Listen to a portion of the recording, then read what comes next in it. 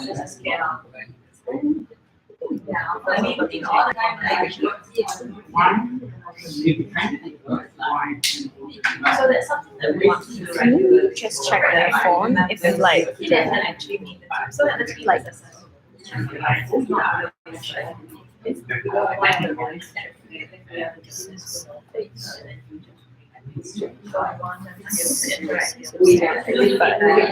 there's no video. So on the chat on my phone, it's streaming. Yeah, I'm trying to see on my phone.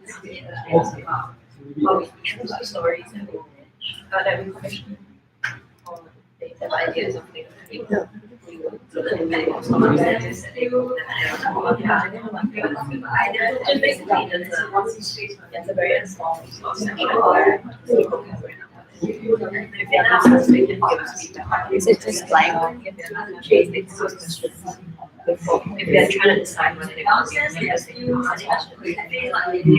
something I do regularly. They might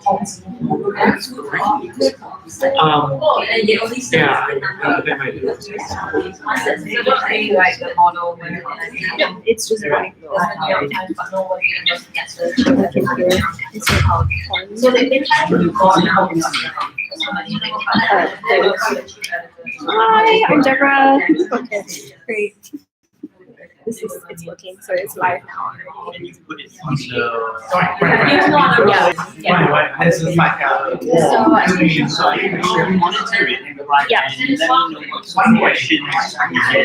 Yeah, so but we need to put it in a way that people can see the meeting. You know? So how do you monitor it from there before? I'll have to sit in a weird angle so that people can see, but I can also monitor it. Like On my phone, yeah.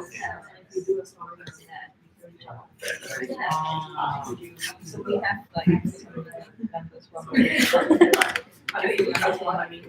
Say hi, everybody. Hi. We're about to start soon, so bear with us.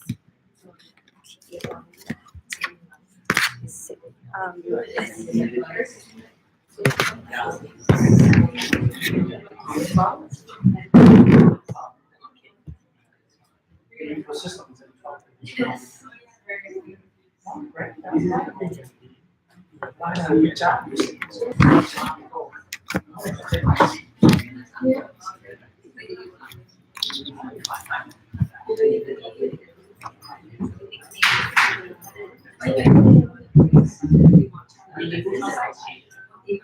You might have to put a light on because it's quite dark.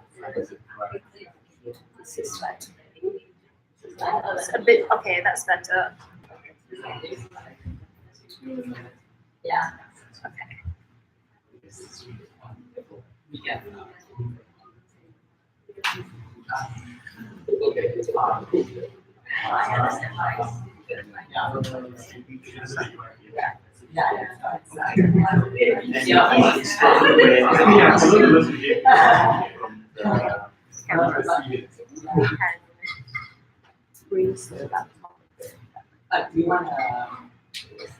Yeah, something to freeze one of the books.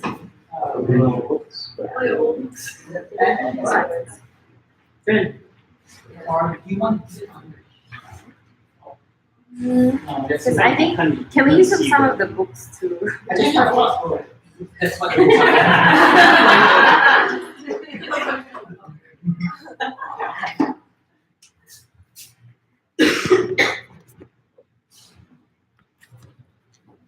Bit better.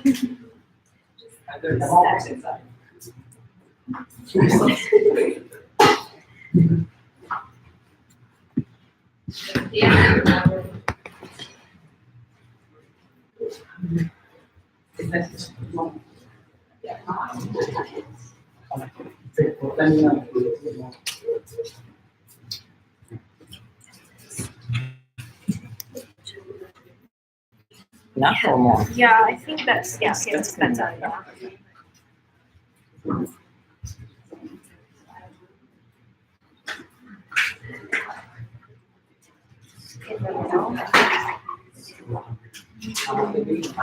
Yeah, I guess we can.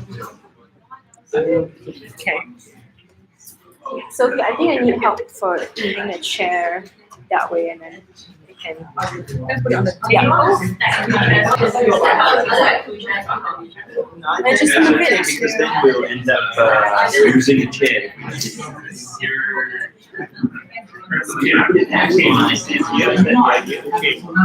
So maybe actually this one.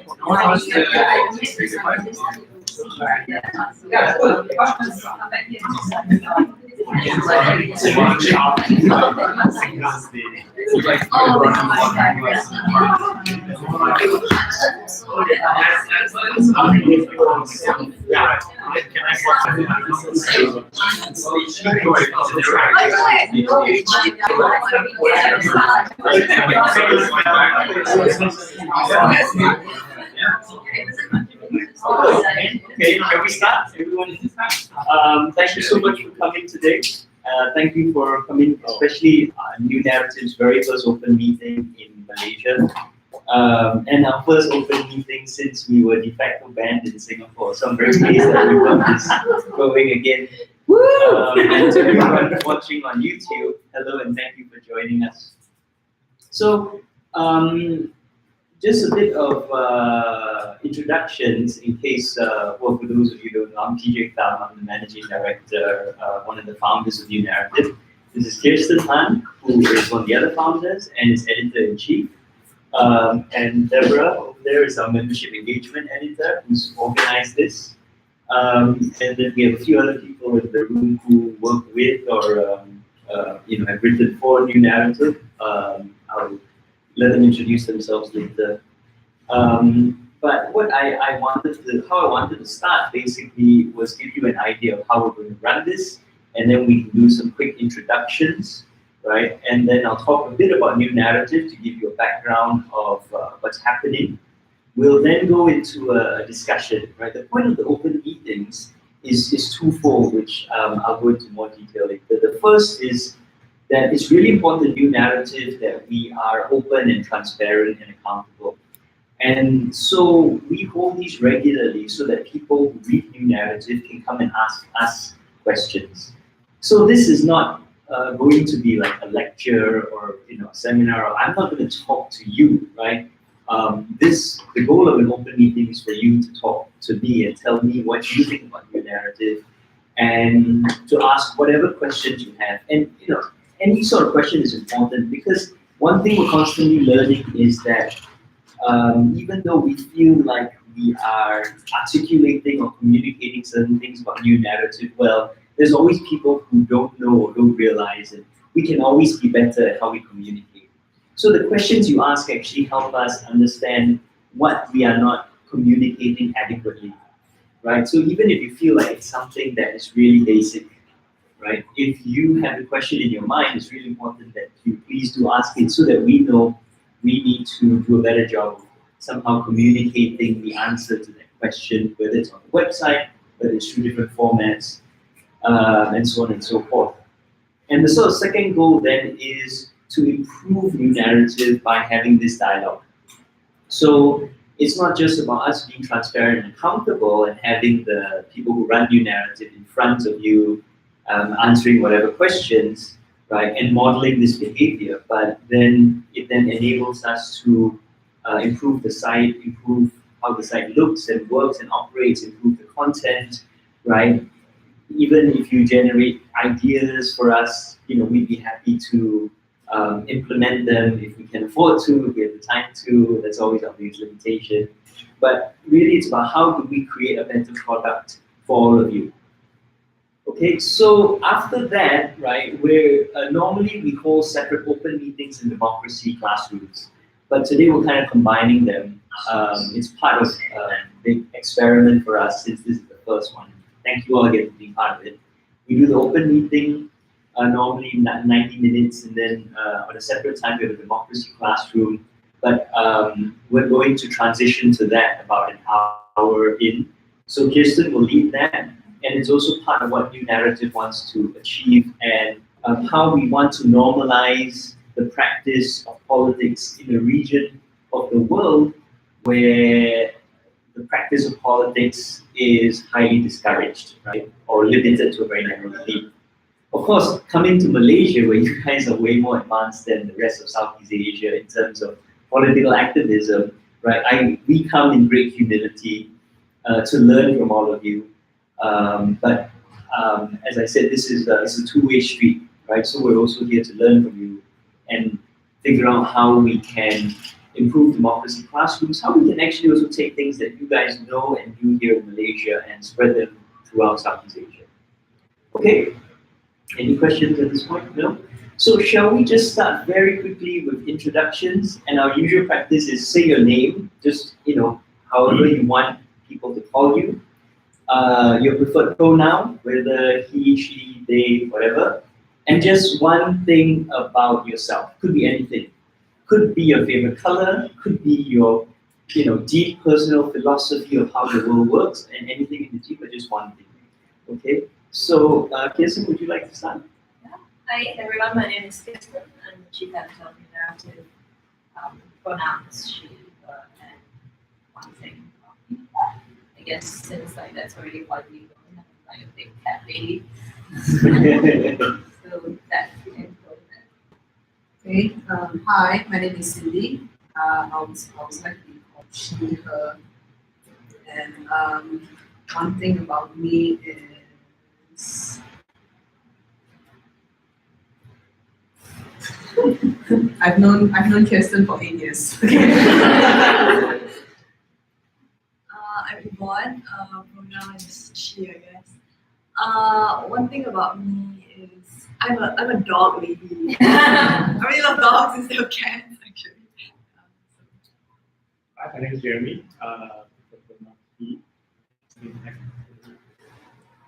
Self-professed anarchist. Sorry? Self-professed anarchist. Anarchist, fantastic. Hello, I'm Simon Sun. I'm Indonesian design Wi-Fi and also teacher at the University of Malaya. To compare, I guess I will use pronoun he. The interesting fact is I'm currently sort of like doing research on 19th century sort of riots and processions, especially in Haram festivities.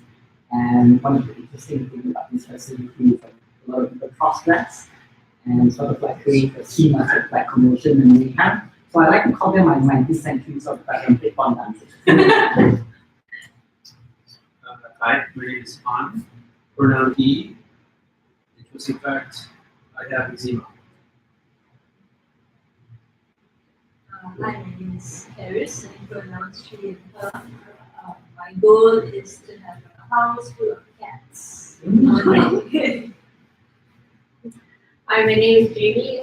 Prefer pronouns she. Interesting fact, I'm from Penang and therefore very food obsessed. Very full of? Food obsessed. Oh, food obsessed.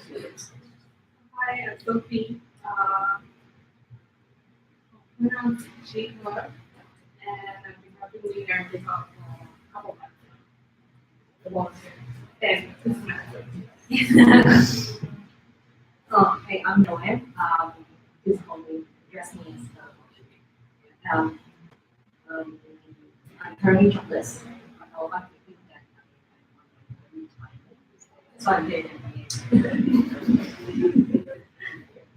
Hi, I'm DE. I'm an architect and I teach in playlist in architecture. So you can call me anything you like, DE, DE, anything. Hi, I'm Henry. In hospital. Hi, my name is Charlie. It's called me Charlie. I live in KL. Larry,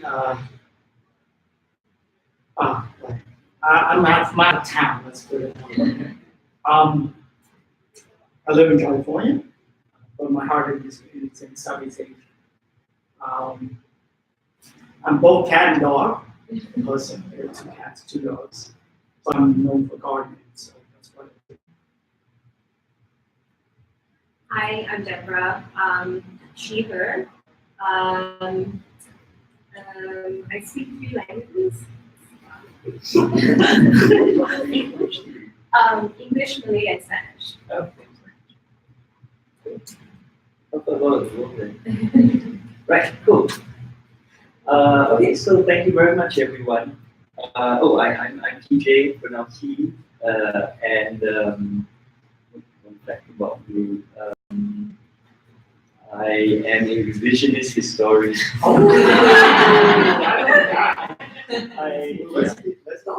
My government calls me that, and I own it. I feel like I should turn it into a.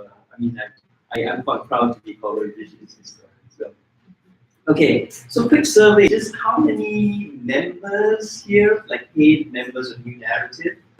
1, 2, 3, 4. Oh, fantastic. That's really good. How many people here have read at least one New Narrative article? Right, almost everyone. How many have never read a New Narrative article? It's curious. Thank you. Cool. And how many of you have ever shared a New Narrative article on Twitter, Facebook, social media? Oh wow, that's pretty cool. You guys are pretty engaged. Yeah, I've had meetings where like everyone was not a member. They just came, curious. And for the food. Yeah, yes. Did we even have food in the early days? No, okay. So what I'm going to do is I'm just going to quickly summarize New Narrative, right? And then after that, I'm going to really turn it over to you and feel free to start asking questions. Feel free to interrupt, ask questions at any time, really. Because as I mentioned, the goal is to have a conversation. And also, that's why all of you are facing each other rather than facing. So, New Narrative, what is New Narrative, right? And I think one way I've summarized it, and those of you who've heard my interview most recently, I think it was a month ago on BFM when we launched, well, I've heard this, but New Narrative is fundamentally a movement for democracy, for freedom of expression, freedom of information, inquiry in Southeast Asia. And we achieve this in 3 different ways, which are interrelated. Through telling Southeast Asia in a different way, to help us see Southeast Asia in a different way, to help us be Southeast Asian in a different way. So when I say telling Southeast Asia, what we are is a platform for Southeast Asian research and journalism and art and community organization, right? And what in each of those formats, we try to tell stories about Southeast Asia. Evidence-based, in-depth stories about Southeast Asia that help us understand who we are and understand Southeast Asia better.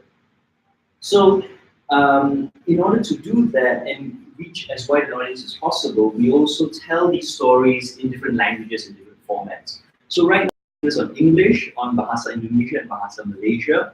We also have Vietnamese and Chinese. And we tell these stories in research articles, as journalism, comics and art, podcasts, videos, in different ways because we want the stories to be as accessible as possible to the people of Southeast Asia. So in telling these stories, right, we apply sort of 4 general criteria to the stories that we tell. The first is that we want to explain and explore the forces which shape our lives in Southeast Asia, right? And there are many sort of assumptions that we apply to the world, many values that we hold, many stereotypes, cliches, shorthands that we hold about the world, and we want to unpack these and help people understand what they mean, right? When we think about issues of race, of religion, of nationalism, what exactly do these mean? And it's only through unpacking them and going into them in depth that we can understand ourselves better and help make the world a better place.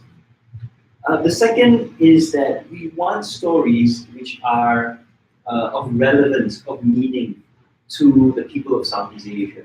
And very often you find in the mainstream media around the world that stories about Southeast Asia are very superficial, or they're very elite focused, or they're cliche ridden, or they're focused on the capital as the stand-in for the country and the culture as a whole, right? And these are very unproductive in helping us understand ourselves. So when we want to tell stories about Southeast Asia, we want to make sure that the people that these stories are relevant to, right? That these stories are relevant and meaningful to the people of Southeast Asia, and Most of all, they reflect the local circumstance in which these stories are created from. The third thing is that we want to transcend the boundaries and borders. So the world that we live in today is a product of a lot of historical causality. The borders that we have come out of colonialism. And so when we tell these stories, we want to really look at the issue and transcend narrow boundaries and borders that have been imposed on us, whether these are national state boundaries, right? Whether these are boundaries of religion and race and nation. We want to surpass these boundaries and think about, if you think about Southeast Asia as a region, historically, it's always been a region of movement, right? And how do you tell stories then that reflect Southeast Asia if you don't reflect that movement in your stories?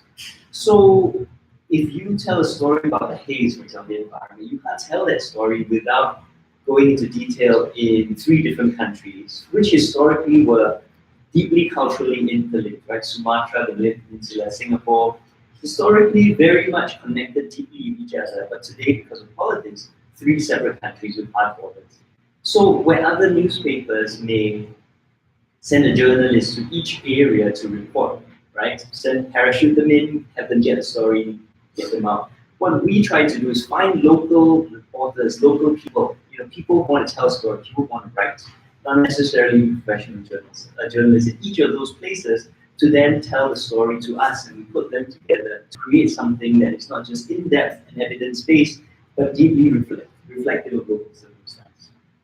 And of course, the fourth thing is we focus very much also on stories which governments don't want told, which the mainstream media, which government-controlled media can't tell, right? Stories which the establishment wants suppressed. But these are stories which are really important to all of us. And so we really want to focus on these stories that are of such importance that they cause such a reaction among people who want to suppress our freedom of expression and inquiry. And through this, right, seeing Southeast Asia in a different way, we then can be Southeast Asian in a different way. We can understand ourselves better, we can understand the world around us better, we can understand the deep connectivities that underlie our relationships better, we can understand not just the deep interconnectivity, but these forces which shape how we think, the assumptions that shape our lives, right? We can unpack them and lead better lives. But also in being Southeast Asian, New Naratif itself tries to model behavior that we want to aspire to. So we demand transparency and accountability from our elected leaders, from our governments. And we feel that you can't just demand something, you can't just advocate for a certain value unless you yourself live by it. So New Naratif, for example, we publish our accounts, we just published our first year's accounts online, right? We try and be as transparent as possible. We have these open meetings. We talk about how we make decisions. Our management meetings are actually open to our members to attend.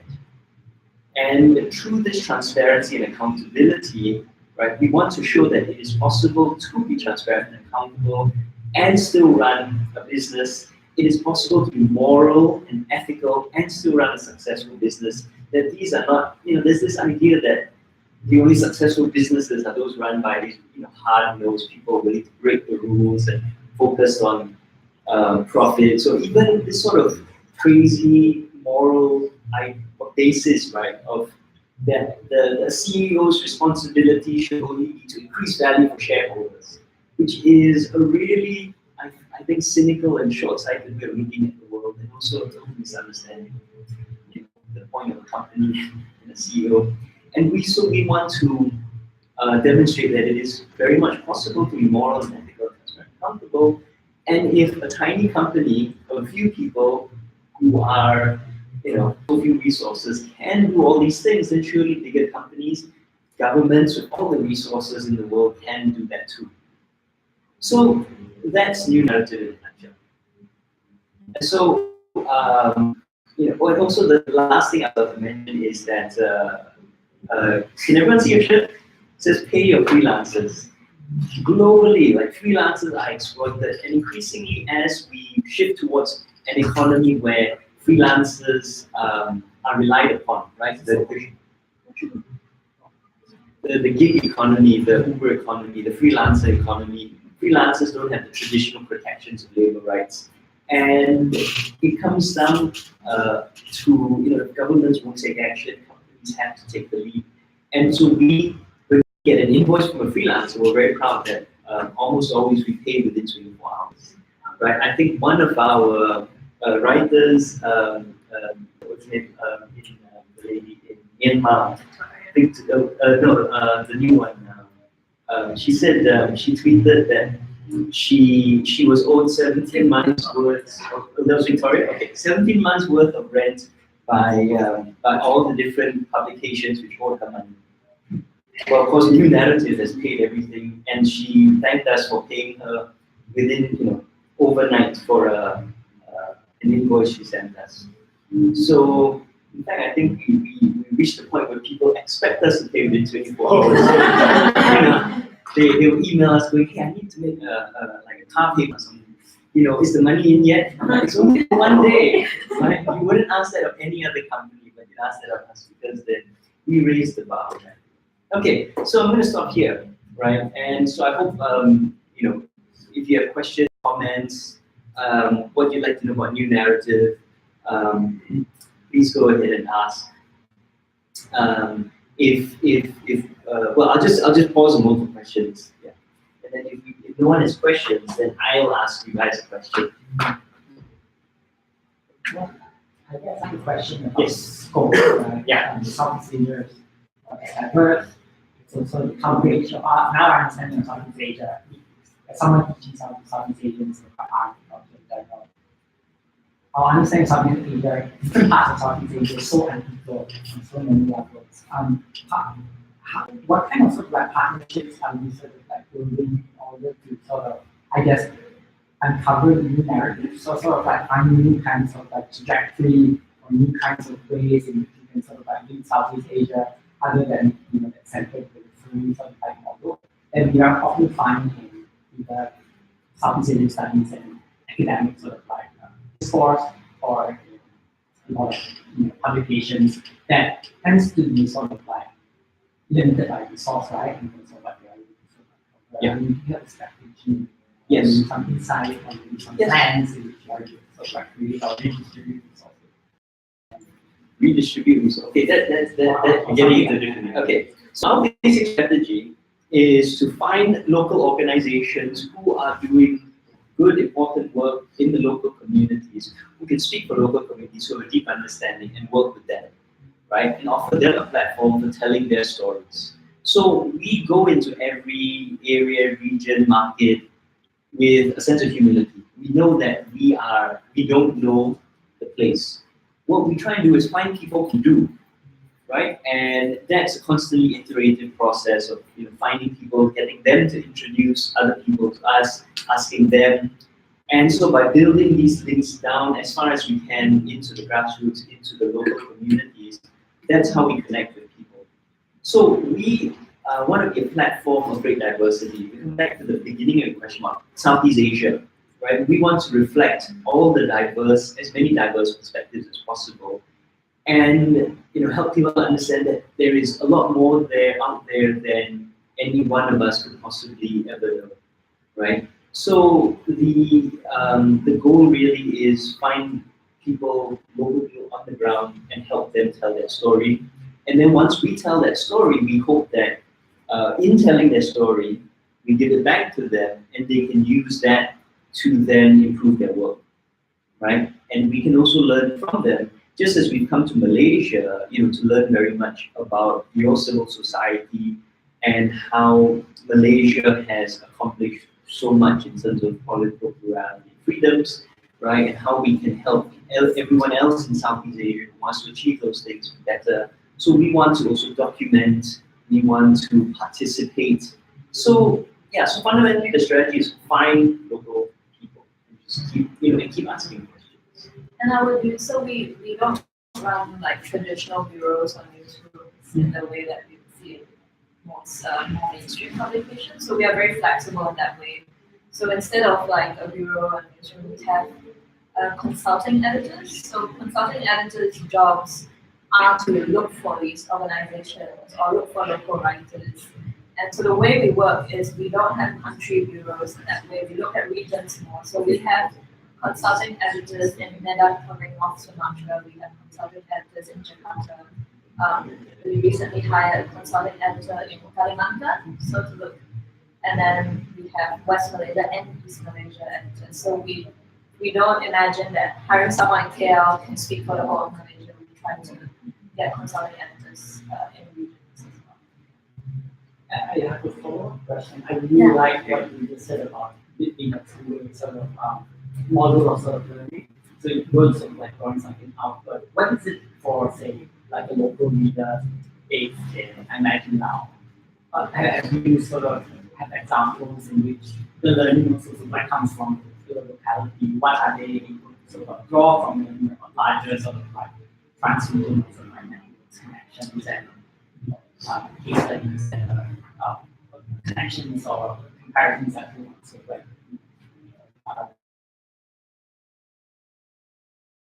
We're getting feedback that people can't hear the question, so I'm going to just try and repeat it. But that was a very long and involved question. So the question was like, I like how you sort of said that it's a two-way process. Maybe you want to come closer to the laptop. I really like how you said that it's a two-way process of learning. Yeah. I guess I can see where the learning occurs for you, your organization, as someone who is aggregating all these news sources and bringing and centralizing them and producing analysis based on what your local partners are sort of feeding you. What I would like to sort of get a sense is how learning works the other way as well. If you have sort of like examples or case studies of your years of running New Naratif, if running New Naratif, how that learning also sort of like happens with a local partner by learning more about what's happening elsewhere in Southeast Asia. Okay, thank you.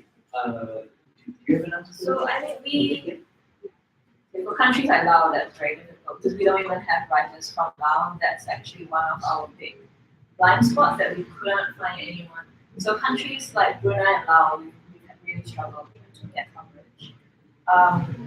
In terms of learning, I've had people come up, and I find actually what's interesting to people is learning about another Southeast Asian country or realizing things about their neighbors that they never thought about. So recently we published stories on like FGM in Indonesia, and it's actually got a lot of parallels to FGM in Malaysia. And we actually linked to a story by Rage that was actually highlighting very similar things and showing that, you know, this thing that you've documented in KL, actually we documented completely independently in Sulawesi.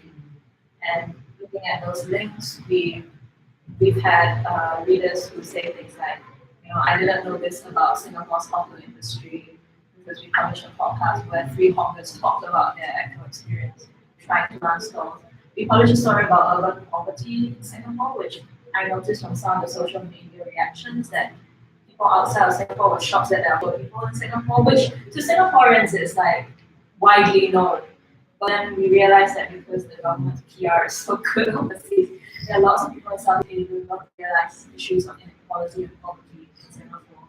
So it's so far what I've seen is that learning things about your neighbors who are actually really close to you, but you just never knew these things happened. You know, we are hoping to do more of that, to do more cross-border collaboration so that we can tease out differences or similarities, tease out parallels. So one of the stories that we're looking at working into now is because, so for example, on the hawker issue, Singapore wants to get UNESCO recognition for our hawker culture. Malaysians don't like that. Why is that so like not to do a story about whose food is more authentic or whose food is better, which lots of places have tried to do and failed because that's an argument that will go nowhere. But to look at how the different governments have regulated or not regulated hawkers and what impact that has on how hawker culture has actually developed. So I'm currently looking at linking up with the Malaysian journalists. So the Malaysian journalists will report on the Malaysian side and I will report on the Singapore side,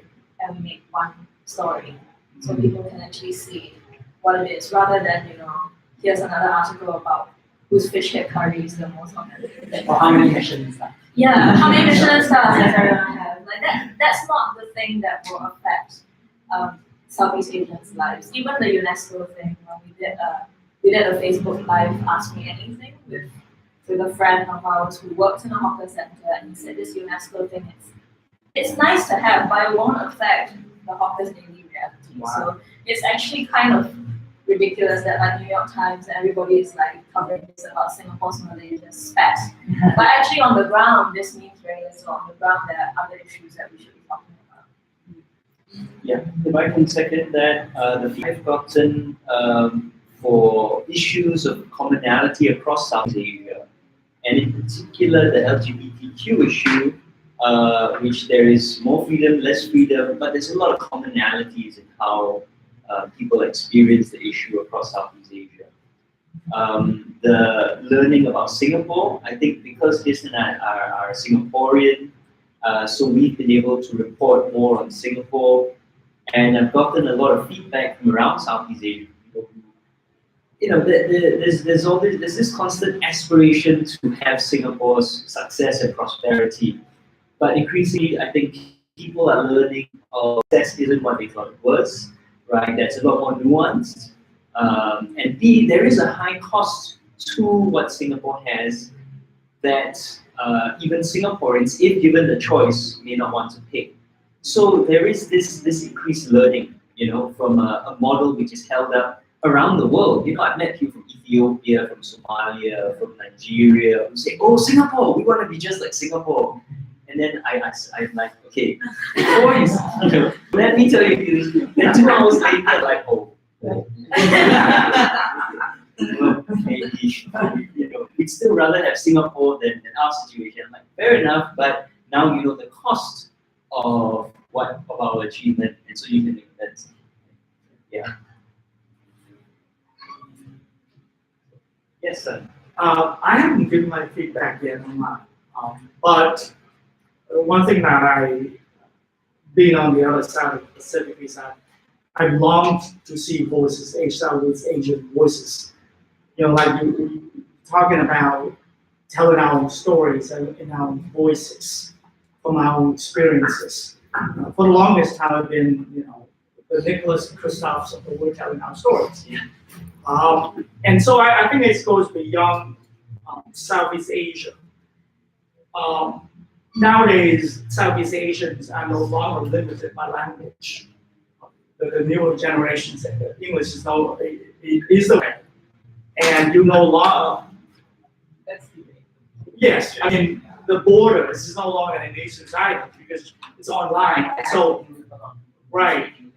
So, but I'm seeing this that this publication, what it does for people like me abroad is that we see that you guys are speaking out, which is amazing, and it's always been one of those things that if you ask an American or a French or German and Southeast Asian writer or journalist, they can't name one. They can't. They just cannot. Simply because you're limited by who's in charge. I love the way you frame the publication, new narrative. Whoever controls the narrative controls the story. You know, like how we are has always been dictated to us. You know, what we are supposed to be. But like you were saying, we are not what it's cracked up to be. And so the Singapore success story, you know, I mean, the fact that I haven't been here in over 20 years, and I'm shocked by how many homeless people there are on the KL streets. How people are like outside. How many people know that? You know, like we don't see them. We blind us on. And so the new narrative is an incredible tool. I mean, I look at it and say, wow, that's amazing, those stories by Southeast Asians. Thank you. One thing we can add is that we also operate something as a model that makes it different from other newsrooms. We also operate a multilingual newsroom, which is really, like on a practical, logistical end, can be a huge headache, but really valuable. So what happens is a lot of other publications will have like different language newsrooms running in parallel. So they'll have their chief editors for like the Indonesian version and the English version running in parallel. We work within one. So we can have, for example, a journalist file a story from Sulawesi written in Bahasa Indonesia, which I can't read. But then we have a deputy editor of Bahasa Indonesia who translates and edits it. So she works bilingually. So she will translate from Bahasa Indonesia to English, edit it once, send it to me. I edit it in English. And then she translates my comments back in Bahasa Indonesia to the writer. And between like 3 or 4 of us, we work until we get both the Indonesian and the English drafts to a standard that we are. That way, we've also been able to tap on writers who are very experienced journalists who know the ground very well, but have never been published in any English language medium because that's not the language they work in. So we had this long form piece about child marriage in Sulawesi that was fantastic. You know, we went to Naratif, the islands, where it's common practice to marry your daughter off at like 14 or 15 because daughters are seen as extra mouths to feed. And because he has been embedded in that community, he doesn't approach it in a quite sensationalist, like, oh my god, child marriage is so horrible and barbaric. He doesn't approach it in that way. He approaches it in, this is the community, this is what they've done for many, many generations. You cannot just go in and suddenly tell them, this is barbaric and primitive, you should get rid of it. No, and he approaches it by talking to teenagers who are actually already married. Some of them have children already. He talks to them, he shows you what that experience is like. For some it's ended well, they're very lucky. Some it's not ended well, and then he just shows you the context in which it happens. And so we don't try to be like prescriptive on this, like, oh, this community is so backwards, but it's approaching it from that way because that's his perspective from having been embedded and basically part of that community. I think our story on the blasphemy story, the lady in Medan who asked the local mosque to turn the speaker down just a little bit. I mean, that story spiraled out of control initially because it became an issue very much manipulated from people outside of Medan. So when we were able to tell that story by having 2 reporters, one in Medan, part of that local community, who could tell that story, understood local people, and another in Jakarta who could tell that story from Jakarta point of view. It actually worked very well in bringing these perspectives together and giving a lot of nuance to the story.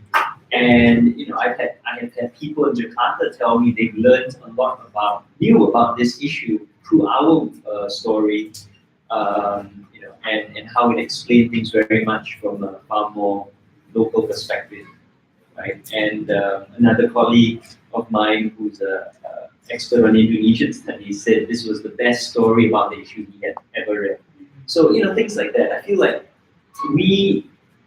it's not just to go back to Simon's question, it's not just us learning or them learning, but it's also helping people learn from each other, whether it's people in different parts of Southeast Asia or even in the same country, but who are very geographically far apart or divided by whatever barriers. We help them, hopefully, can help people learn from each other. Any questions from the online audience? Not yet. Okay. Can I Feel free to ask a question, guys. I have another question. You want to being the numbers. And then Simon. Yeah. Oh, hi, online people.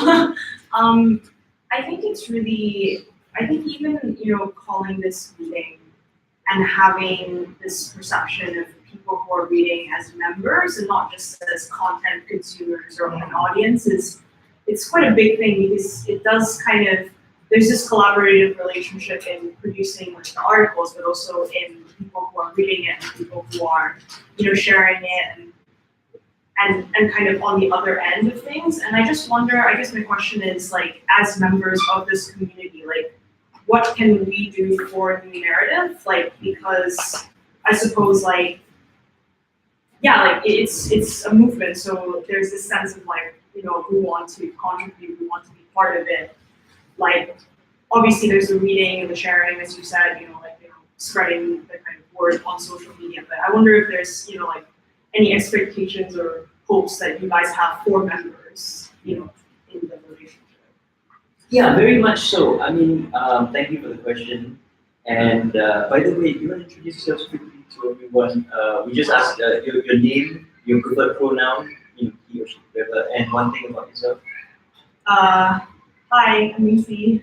Preferred pronoun is her, she, her, and I really like cats. There's lots of cats. Yeah. I've got a bag.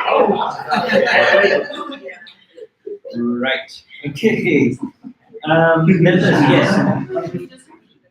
Yes. So there's a question from Mincy about how members can contribute to what New Naratif does, and beyond just sharing and retweeting and commenting, right? And this is something we're very much thinking about. There's a reason why one of our first and most important hires was Deborah, right? Membership engagement editor, because we really want to connect with our members and make this a collaborative process. So what we're slowly creating is, for example, when embedding in the process of writing articles, we consult members, and when members sign up, we actually ask them 2 questions. One of which is about their expertise, because we believe everyone is an expert at something, right? Whether it's simply, I've lived in this place for 20 years and I know it like the back of my hand, or all the way to I have done a PhD and 20 years of research on this one esoteric topic and I know it. Everyone knows something, right? They're an expert at something. And so we ask people for their expertise, and we hope that people can contribute. It's sort of an act of co-creation, right? So that's one thing we're very much working on. Deborah, do you want to add anything here? Yeah, so I think one of the challenges is that we want to create community. That's like part of the narrative. And so, obviously we're going to start doing more KL events because I'm based here, so that enables me to organize events here. And we're going to be launching our book soon, so watch out for that. We're going to have a book launch and we can come to that.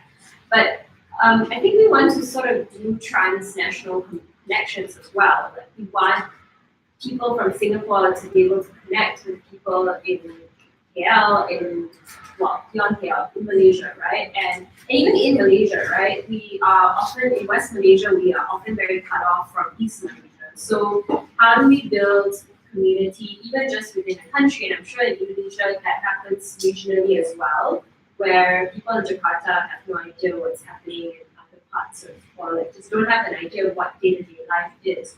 But we want to start fostering community across these kind of boundaries that we have, whether in just our own countries or like wider than that. So I've been thinking about ways to do that. So online is one thing. So like, we're live streaming this meeting so that people outside of KL can join in.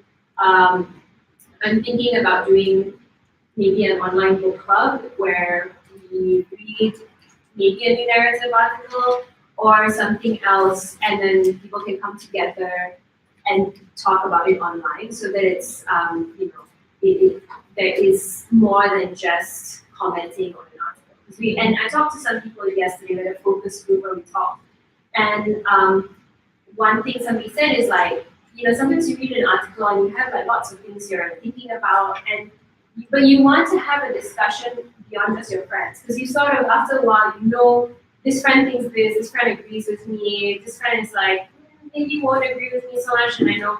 So you want to maybe get new perspectives, right? So I think that's what we want to do. We want to get people to start talking to each other. And I'm very happy to take suggestions for what the members want to see, because it's about the members. It's about you, and you all have to take ownership too of the community. So it shouldn't just be coming from us, like a top-down, like these are the ways that you could be a new narrative member. So yeah, that's my hope, is to like hear from you as well, like for it to be a two-way relationship in terms of like what we do for our members. But yeah, so some of the things we have in mind are like some maybe online reading groups to kind of connect beyond and include people who are, say, in the States or the UK, because we have a lot of members who are in the United States and UK as well. So just kind of get the conversation to get wider beyond like your typical circle of people that you're talking to about articles and things like that. Because we have such a fluid structure, so there's no like hard and fast rule of what is something that New Narrative will do or won't do. So a lot of what we've experienced in the past year is it's not that we don't want to do something, it always comes down to is there the money to do it or is there the manpower to do it, and is there somebody who will take the lead and do the work. So in a way it's very open if New Narrative members themselves have an idea and be like, I want to organize this and I will organize it, but I need help connecting people who might come, then that's something that we could facilitate. It doesn't always have to be a New Narrative team member initiated thing. You know, ideally, we would get to a stage where the community is so engaged with each other that like maybe New Narrative members will organize like potluck discussions in their own homes, and all we do is facilitate to connect you to people. But we don't. It's not like we book a space. We organize. You know, we want it to be really organic, and so that means that that it will take a little bit of time to build up, but it also means that anybody who has an idea, we're always available to talk about it. Is the member must be the paid members? Are there only one category? Well, I think if you have a suggestion and you're willing to help, we're always No, willing to I understand. I'm consider, yeah. Thinking that I think it is good that New Narrative do not take advertisements, right? So you sustain yourself by getting memberships, right? Yeah. And I think the research report shows that you have a lot of members from America or even Europe, and it is because they are able to pay the 52 USD. But for people in Indonesia, in Laos, or maybe part of Malaysia, maybe a lot of them will consider that twice if they need to be. Because I think in Malaysia there's a lot of news portal try to do that by getting subscriptions, and always they fail because people are not willing to pay for news. So more like you don't sense of ownership. yeah. Over all the sense that you can participate. In fact, in Malaysia, even most subscriptions are from overseas. Yeah. So that is something. Of course, this needs to be sustainable, but at the same time, if we want to grow the memberships and get more engagements and be more organic, maybe we also need to consider whether it should also be an obstacle for the Different tier I don't yeah. So for online audience, the question was about membership and distinguishing between members and non-members and growing the membership beyond, because there's different capacities to pay the membership fee throughout Southeast Asia, right? And fair enough, $52 is very different to someone in Singapore or Jakarta versus someone in Laos or Cambodia. So I think this is a discussion we constantly have, right? I don't think there's any neat answer to where we draw the line. So with our open meetings, we very much have kept it open to non-members. If people want to volunteer and if people want to be a part of New Narrative and contribute to us in ways, apart from the membership fee, we're always open to that, welcome to that. Ultimately, New Narrative is trying to move beyond this idea that we are a news provider or an online news website. We are a movement for democratic change. It's just that how we achieve that change, right? We believe very much you can't have democracy without freedom of the media and without freedom of information and inquiry. And so one way in which we are pursuing this, our goal is through creating an evidence-based, in-depth, responsible platform for journalism, research, comics, and art. But we also do community organizing because we also see ourselves as educators, facilitators, right? So there's a lot we're trying to achieve. And what we want people to think about is supporting the movement rather than a transaction of I pay you and then I get access, right? So I think we have kept access. For example, access to the website is virtually is pretty much free if you are either on our WhatsApp list or our mailing list, because we just give away access to the site through those channels, right, to our community, because you then get a little nudge that yes, this is worth something, pay for it. But the paywall is so easily breached by anyone who is part of the community. If you're on our Facebook, Twitter, WhatsApp, newsletter, the site is pretty much free to you. Right? So there are very easy ways to access the site without paying for it. And it's part of our. I mean, it's this constant negotiation between access and growing the movement versus making it sustainable. So yeah, we always welcome more thoughts and feedback on that, especially how to help people understand how easy it is to access the site. I think there's people who don't. Yeah, so yeah. the way the paywall works is there is a paywall. If you go to the homepage and you're not a paying member, if you click on the article, it'll tell you to log in. But actually, every paying member has a unique URL that they can send to as many people as they want. And those people can access the article for free. It just says at the top, this article was gifted to you by, and the name of the paying member. And then it kind of encourages you to join as well if you want. So, and then they can take that link and share it as many times as they want either. So if you follow us on, they say WhatsApp, Twitter, we use our own accounts to share. So like if you follow on Twitter, basically I'm gifting articles to everybody left, right, and center. And so the idea of the paywall is it's there to remind people that it costs money to do this work and you need to raise money. But it's not there to cut anyone off. And so that's why we're quite interested in the difference between a membership model and a subscription model. Because the subscription model is like the traditional media, right? You are a subscriber, you pay, you get over the paywall. But membership models suggest that there's more to being just a paying customer. There's more to, you're actually part of something bigger. But we've also seen, we hope that when we build the community, people feel more that they're part of this cause. So we've seen occasionally someone will pop up on social media and say, I just signed up for myself and I will buy somebody else a membership. So like somebody who can't afford it, I will buy yours as well. And we're thinking of doing that. Maybe we can do more like gift codes that people can buy memberships for other people. Because we've seen like someone in the US, who says 52 US a year is not a problem for me, and I'm willing to spend another 52 US a year to buy it for somebody else. Yes. Like on Reddit, you can give other people, you can gift Reddit gold, right?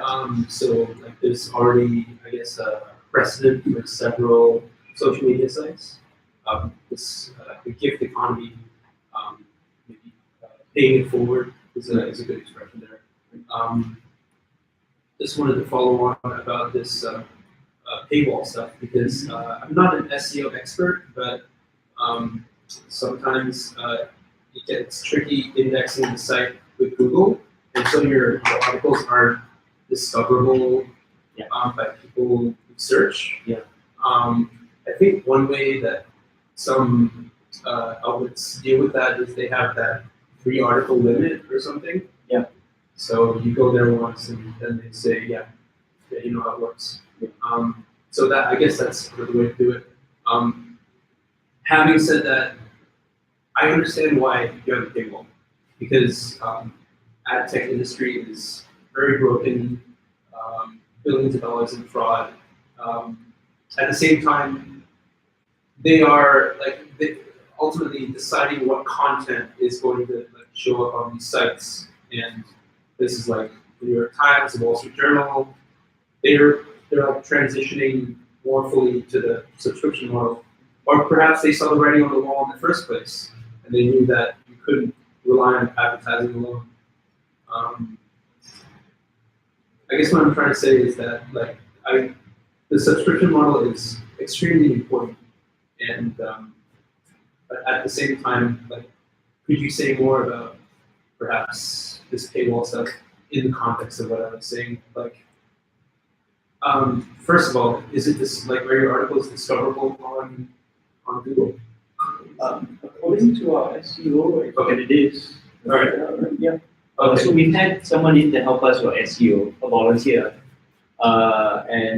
So, basically it's for, unless we start spending a lot more money on it, this is, work out as good as you can be on a free basis. Yeah.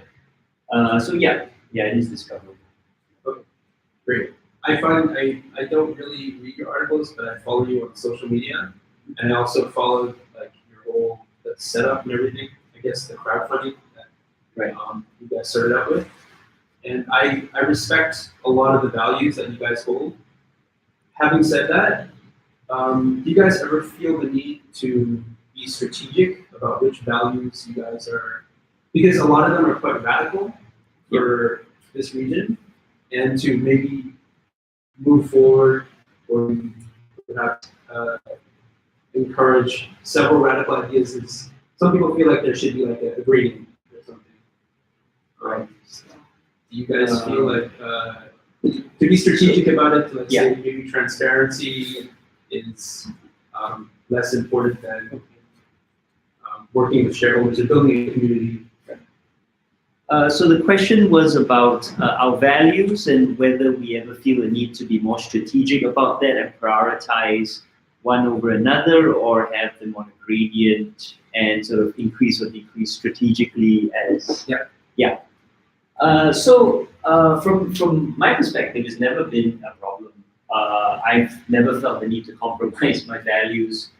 I don't believe in hard dichotomies. That's not how the world works. And anytime someone or a government says to you something like, you can either have safety and security, or you can have liberty and democracy, that doesn't exist. And I think, and I know that's not what you say, right? You talk about strategic and sort of on a gradient.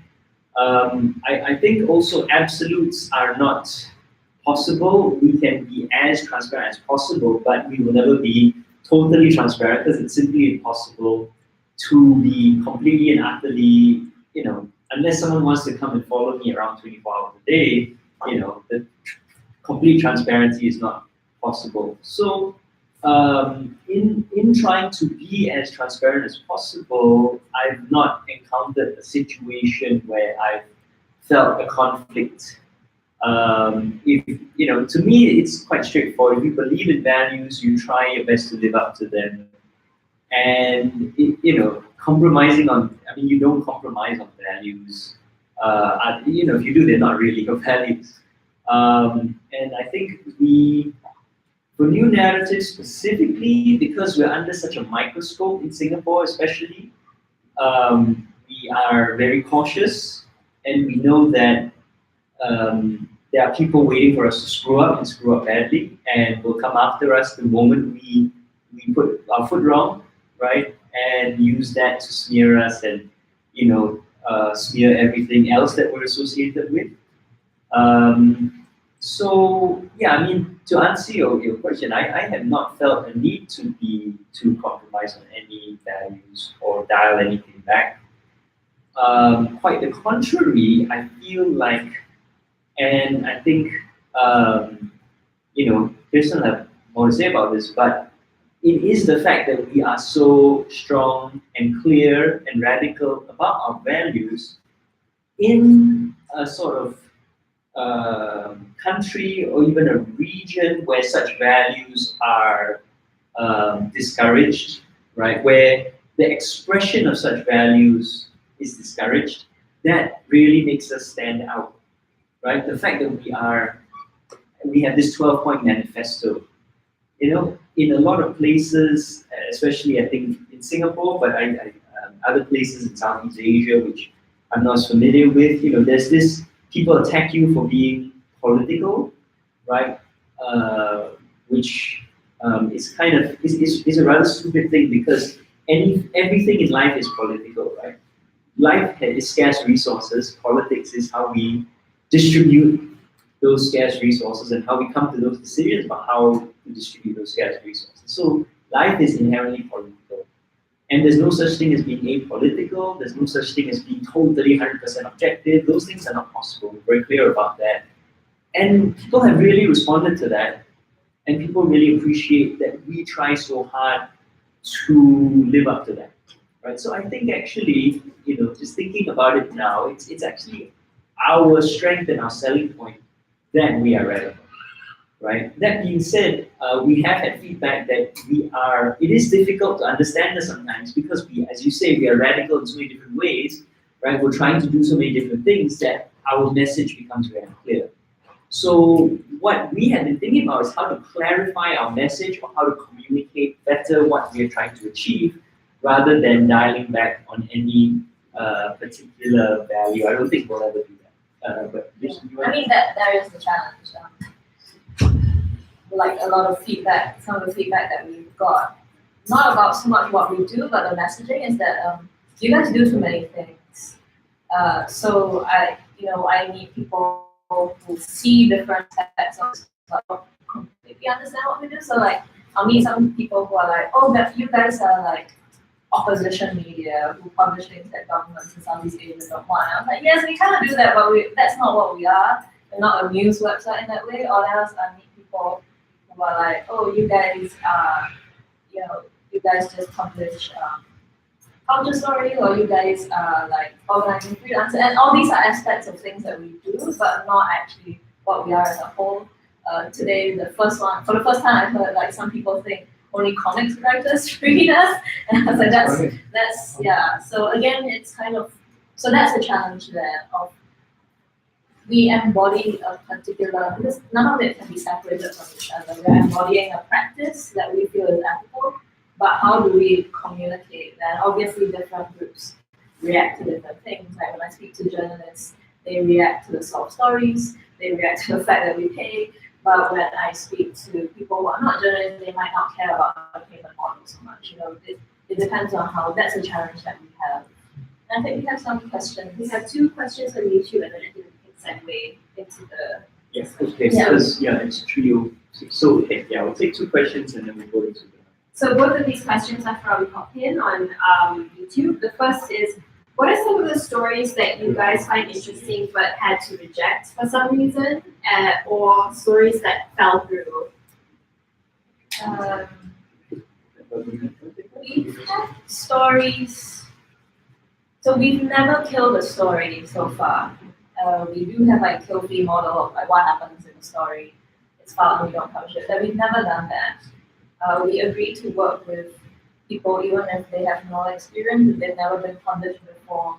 We agree to work with them, and sometimes the drafts come in and they're really rough, but we've never said we don't want this. If we commission on the idea, right? So if we liked the idea and the draft is really rough, we would prefer to work on the draft than to kill the story. And so I think that also feeds into the second question. The second question was, how long does it take to get published? Some stories take forever to get published because we might send it back multiple times for rewriting.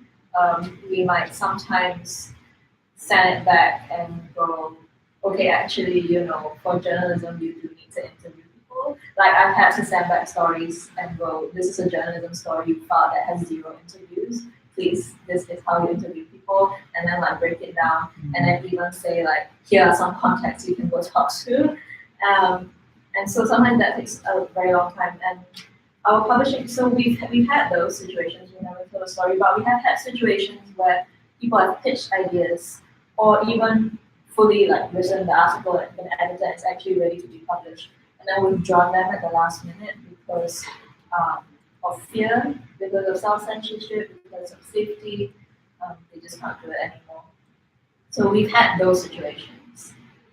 For the amount of time that it takes to get published. So New Naratif publishes 2 new features a week, which is, so we publish on Wednesdays and Fridays in English, and if there are translations, we publish the translations on Thursdays and Saturdays. And so what that means is that we are now at a stage where journalists and researchers are filing stories to us faster than we are publishing them. So if, say, today I went to Langkawi and didn't work with it, and New Naratif will actually still publish until January. But yeah, so we have to make that known to the writers that sometimes the queue is quite long. You might file something and it might not come out until 1 month later. So that's why we encourage people to file evergreen stories, stories on the big issues. And we usually don't have a problem with that because if you're taking a deep dive into an issue, that's not an issue that's gonna get old immediately. So we don't take breaking news in that way. We don't really go for stories that will age really fast. We do occasionally take time-sensitive stories. So like if we had one story recently about ethnic Vietnamese being evicted in Cambodia from the river, and the evictions are happening now. So obviously we adjust the schedule so that story goes up first. But otherwise the queue is quite long, which is why we have this model where we pay the writer when the story is finalized, not when the story is published. Because we found that it was really unfair if they've already done all the work and the story is already filed, and all we are doing is waiting for its turn in the queue. It's really unfair that the writer doesn't get paid for that work because the queue is our logistical problem. So they shouldn't have to wait 2 months to get paid just because we have a queue of 2 months. So once I sign off the edits, they invoice and they get paid. Yeah, I think when I think of the few pitches that I would say no to, it's generally because it didn't live up to one of the 4 criteria. We said, I mentioned 4 criteria about stories, and at minimum, a story's got to live up to one of them. And if it didn't meet that, then I tell them no. But I think we've tried to be very constructive. Even if we say no, we say why, and we give a reason, and we include a suggestion about how to make it better, or what we would like to see. So in general, that's been the pattern for saying no. I think we've become more selective as we've got more and more stories piling up. So I feel like the quality has improved. I think, but in general, we try to be very constructive. There is one last category of people who are just trolls who send us like long op-eds saying, "How about you publish this? Alternative view," and it's really. I mean, it is a bit soul destroying, but I have treated everyone seriously and written back with concrete suggestions about how they can improve it, the kind of things they need to do, how they need to bring in evidence here or there, and every single one of them then just ignored me, right? I think they were just hoping I would no, and then they could go, oh look, they won't publish this anything. So, I assumed. I mean, I don't know what they were thinking, but it's just. Yeah, so we have done a few like very just badly written op-eds espousing controversial views, or things that I personally didn't agree with or whatever, and I treated them all constructively. Yeah. I don't always give a reason as to why I say no because I run out of time, but then occasionally if I see a pitch that's not something that we would take, but I know somewhere that would take it, I will actually give them because as a freelancer myself, I know some of these editors, I can point them the right way. What I try to do though is as much as possible, even if it's a no, I at least reply and say a no, because as a freelancer, I know myself the most annoying is when you pitch and you never hear back, and you don't know is it a yes or a no, so you don't know if you should wait or if you should just give up and take it elsewhere. So I at least try to make it clear that this is a no, feel free to move on and you don't have to wait. Yeah, we've had stories where the journalist said to us, look, I got this story, I pitched it to this major publication in wherever, the UK or whatever, and it's 3 months. And I mean, I know they have it, they responded saying they're looking at it, but it's 3 months, they haven't told me, do you guys want it? And I've read it, it's perfectly good. And I don't know why this other publication will do it, but we'll say sure, and then we'll take it and publish it. So there we lost our game. Yes. Yeah. And then as a result, we've not converted, but a lot of people then come back and pitch to us again and again because they know that we will respond in a reasonable amount of time and then we'll pay in a reasonable amount of time. And I've also gotten praise from very experienced journalists saying that our editing process is very robust. Like we ask important questions, we really grill people, go in depth.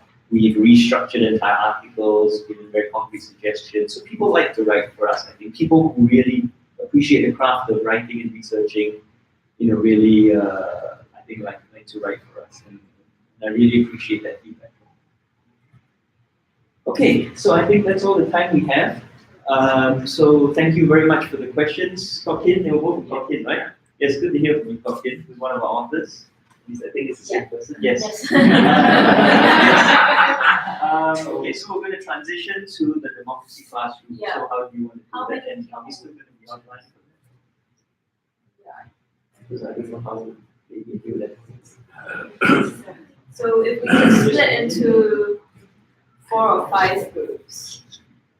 So the democracy classroom, it's called a democracy classroom, but it's actually really informal as a process. So basically what we do is we split people into groups to discuss a particular issues, and then so we only have about an hour, right? So after about half an hour, all the groups come back, and then somebody from the group reports back on what. Oh, okay. Well, I'm sure I have a lot of people to say. Well, and then the groups come back and report in about what they talked about, and then we can all discuss.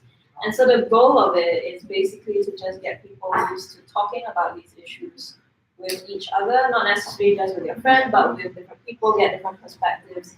It's not goal or, it's not like outcome oriented. So that's why I always tell people. So for example, in Singapore, we had democracy classrooms on fake news. And we tell them the goal is not to solve fake news. The goal is to talk about what you think about fake news. So if at the end of this discussion you come back and you go, we don't know what to do about it, that's fine. We had one group that came back and said for 1 hour they just argued about what is fake news, and then at the end of it still didn't agree, and then they came back and presented their arguments, and while presenting arguments, still arguing. That's fine also. So the goal is to talk, and the goal is to engage, whether you agree or not. And to take the time to think about these issues. Because some of these issues are important, but we're so busy in our daily lives that we never think about it. So today we are talking about the death penalty, because so in transparency, in Singapore, I'm an anti-death penalty activist in Singapore. And so I was very interested in the Malaysian perspective, given what the government has said, which is a surprise to everybody, right? I know since 2010, we've been expecting the government to abolish the mandatory death penalty. And so even as a Singaporean, I got very excited in 2010 when they said they were looking at it. And then they looked at it for 8 years. and now they've come out and they've gone way beyond that to say we're going to abolish for 32 offenses. So I'm really interested as a Singaporean to hear what Malaysians think about this. And also to kind of talk about not only what you think about it, but what you know about the death penalty. So I had some questions to consider when you're in your groups. So how do you feel about it? What are your views on the death penalty? How do you feel about the Malaysian government's announcement? How much public information and knowledge is there on the death penalty in the first place? So how much of what you think about the death penalty is based on information that you can get in Malaysia? Or is it a theoretical thing? Because in Singapore, the Singapore experience is that lots of people will say they are for the death penalty, and then when you ask them how much do you know about the death penalty, actually it's little to nothing at all. It's just this abstract, if there was a really bad crime, I theoretically support the death penalty. So how much of it is based on information? How much do you know about the process of what it takes to the trial, the investigations, the trial, to sentence someone to death and then the execution? How much do you know about that process in your country? And what do you think about it? What are some of the problems? Is it even possible to have a way that's less problematic? And particularly in the Southeast Asian context, the death penalty is used as the solution for the drug problem. So, how do you feel about that? Are we talking about the death penalty alone, or is there something about drugs that we need to be talking about as well? So these are just some of the question prompts, but feel free if you have different thoughts to kind of talk about those as well. So we have, if we just split into, how much space do we have to split? If we split into 4 groups, I suppose? Yeah. And so there's paper and pencils if someone wants to like get those papers. So how many people did you say? About 4 or 5 people. Alright, we're gonna say bye to our online. I just want to thank our host, the Malay Design Archive. If you're ever in this area, do check them out on Facebook and do attend them, attend their events and come and visit. This is a great space, and we're very thankful to them and to Simon for letting us. For be here. free. Thank you very much, everyone.